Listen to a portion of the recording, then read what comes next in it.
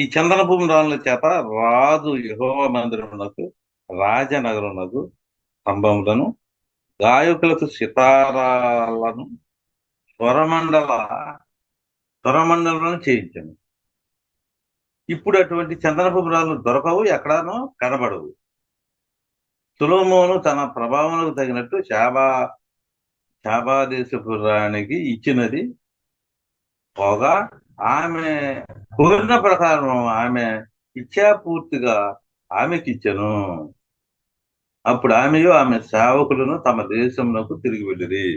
ఇప్పుడు చదవబడినటువంటి వాక్యంలో శాబాదేశపు రాణి కూడా సొలొమోను దగ్గరికి వచ్చినప్పుడు పొట్టి చేతిలో రాలేదు అనే విషయాన్ని మన అందరం కూడా ఆలోచన చేస్తా ఉన్నాం. ఇంకా మనకు తెలుసు అండి, యేసుప్రభు వారి దగ్గరికి ఎవరు వచ్చారు?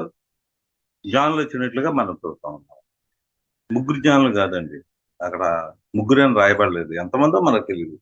వీళ్ళు ఏం తీసుకొచ్చారండి? బంగారము, పోళము, సాంబ్రాణి అనేటువంటి కానుకలు తీసుకొచ్చినట్లుగా మనం చూస్తా ఉన్నాం. అందుచేత మనం కానుకలు కనుక దేవుడి దగ్గర తీసుకురాకపోతే ఆయన కోపించును.